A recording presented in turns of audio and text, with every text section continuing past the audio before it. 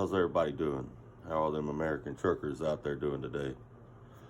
Feeling a little bit better. Still getting over this cold a little bit. Feeling a lot better.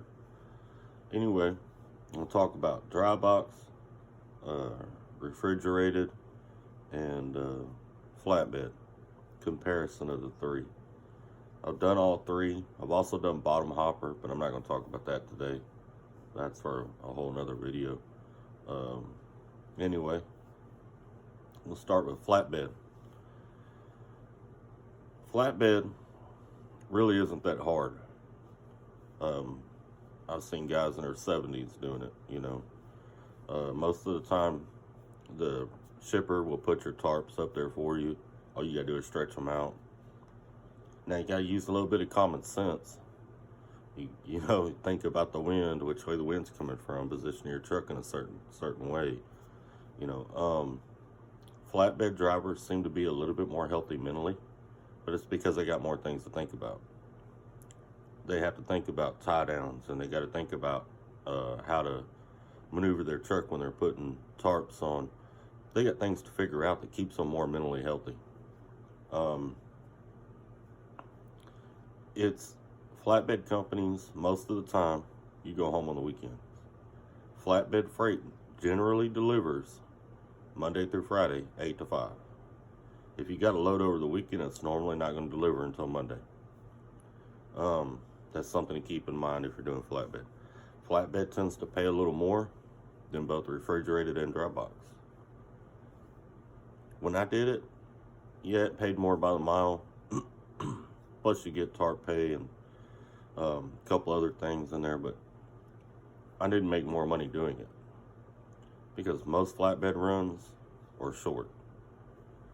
Pick up today, deliver tomorrow. Now I can't speak for like Melton, you know, or some of them other companies. They run like true OTR companies. They don't go home on the weekends. They might have a larger freight base where they're running longer loads. I'm just going to explain what I did with the company I was with. But the freight is just really short. I really didn't make that much money at all. Even though it paid more. I made the same or a little less than I did running dry box. So it was crazy. I was making almost 10 cents more a mile, but I got a lot less miles. Flatbed, if you're doing 2,200 miles a week, you're doing pretty good. 25, you're doing great. You're setting the world on fire at 2,500 miles. One of the things about flatbed, if you don't like to back up, flatbed's great. You know, you very rarely ever back up. If you back up, most times it's going to be in a truck stop. You normally get loaded pulling in. You normally get unloaded pulling in. Very rarely did I ever have to back up. And if I did, I was in an open parking lot and they just wanted me in a certain spot. So I'd have to move over or whatever. I don't think I ever bumped a dock with a flatbed. I've heard of it happening, but I never did it. Flatbed freight is different too, and you deal with a different kind of receiver. You know how in dry box or in refrigerated, receivers and shippers talk to you stupid. They treat you like scum at most places. It's kind of sad actually, but over the years I've gotten to where I just ignore them. I don't pay no attention to them, but they talk down to drivers pretty regularly. Flatbed, you're dealing with a different kind of customer, so you don't get that a lot. You drive on construction sites and deliver, or you're delivering to hardware stores, lumber yards, things like that. They treat you pretty well, and they'll talk to you like a regular person. A lot of times I'd pull up one of them places, and most of the time they're in town somewhere, like construction site or something. And I'd ask them, hey man, how long till I get unloaded? We'll get to you in about an hour. All right. Well, am I parked in a good spot? Yeah, you can stay right there. All right. Well, here's my phone number. And we'll walk up there and grab something to eat. All right. And I'd go eat. You know. So, I mean, Or sometimes I got there the night before, I'd go watch a movie or something like that, because it's generally in those types of areas. It's in areas where you have access to that type of stuff.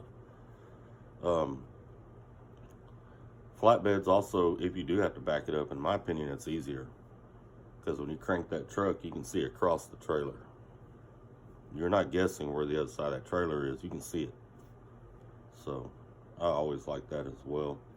They run split tandems on a lot of them. It makes your turns a little different. I delivered in New Jersey one time whenever I was hauling flatbed, and that was a nightmare. I know their trailers are normally shorter, but man, you split them axles, it don't turn the same. You got to really pay attention to it. You'll run over somebody on the sidewalk, or you'll take out a pole. I didn't have any accidents doing flatbed, but you really got to adjust your turns when you're doing flatbed. But anyway, that's my take on flatbed. If you ever thought about doing it, it's really not that bad. I don't care what age you are, what kind of shape you're in. Flatbed is really not that bad at all. And it's not that much work. It looks like more work. Flatbed drivers try to make it sound like more work because it makes them feel better. But it's really not. Alright, refrigerated. Refrigerated is freight that I absolutely hate. I'll go do flatbed again and get less miles before I do refrigerated. Refrigerated sucks. And I'm going to tell you why. I don't like refrigerated. You may have a different opinion, and that's your choice.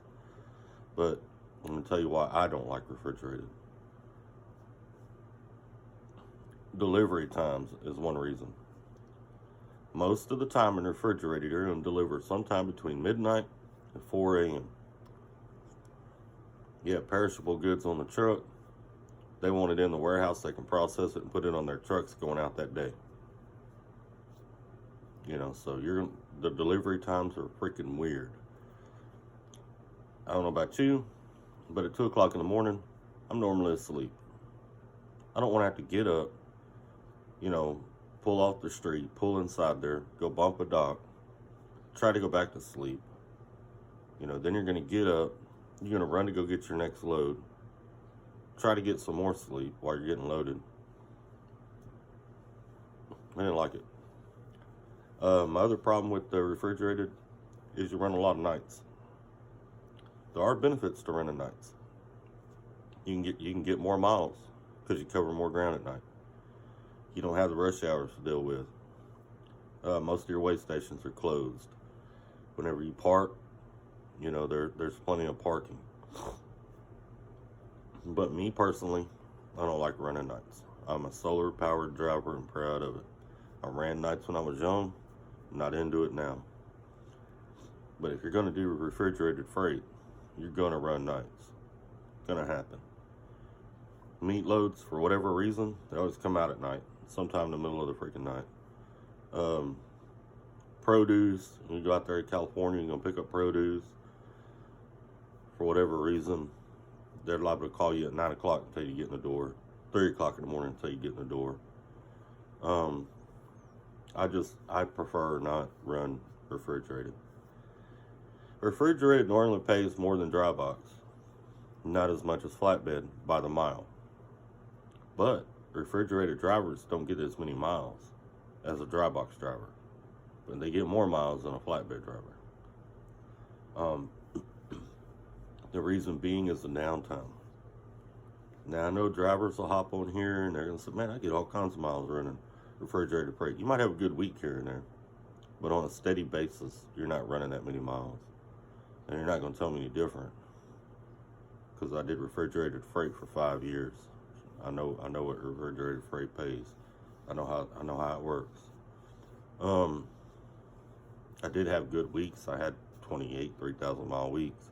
But on a regular basis, no. It was hit and miss. Normally you get a good one, maybe 2 good ones, and you get a bad one. 24 to 2,600 miles is about the norm for a refrigerated driver. And the companies know it too. I mean, you look at Creek Carriers. Creek Carriers offers a mileage bonus. If you're dry box, you got to get at least 30,000 miles in 3 months. If you're refrigerated, you only got to get 27,000 miles in 3 months. because they know you're not going to get as many miles. But, you know, so that's refrigerated freight. That's why I don't like it. Not only that, but it's more bump and docks, more live unloads, more live loads. You don't do as many dropping hooks. You probably do about half the amount of dropping hooks as you do when you haul dry box. All right, dry box. My favorite and what I try to haul most of the time is dry box. I like it because it's majority dropping hooks, number one. It's usually at least 80% dropping hooks. Most of the time you're running days. You do run nights, but it's rare. It doesn't pay as much by the mile as refrigerated or flatbed, but I like the quality of life. You know, running throughout the day, park in the evening, grab something to eat, grab a shower, lay down. By 9 o'clock, I'm asleep. You know, I get up early the next morning and do it again. That's why I like dry box. But you do bump docks in dry box. It does happen. You will run nights, but they're not as often. It's not near as often. But anyway, that's my take on comparing the three. If you've never done flatbed, hopefully that gives you a little bit of insight. You'll hear guys talking about it's hard. It's not. It's not even hard to figure out what you need. Like when you go get coils, I used to go pick up coils in Dayton, Ohio all the time. They'll tell you, it's how much the coil weighs, and this is what we want to see on the deck. We won't load you until you have this on the deck. In other words, they won't see what you're going to tie it down with. They want to make sure you have everything you need before they even drop a coil on you. Coils can be dangerous. You can't slack on tying them off. Most of the time, they're set up in a way that they're going to roll right into your cab. So you can't slack on tying them off. You got to have it right. Overdo it. It ain't going to hurt nothing to overdo it. Put a little extra on it just to make sure. I used to put a little extra on it. One downfall to flatbed is DOT. You know, with a dry box or with a reefer, DOT can't tell what you have in there or how it's secured. Flatbed, they can. They can ride beside you and tell whether you're legal or not. So, flatbed drivers get pulled over more often. They get inspected more often because there's more things that have to be right that you can get a ticket on. So keep that in mind as well. Hope y'all are having a good day out there. Stay safe, stay out of trouble, stay warm, and keep trucking.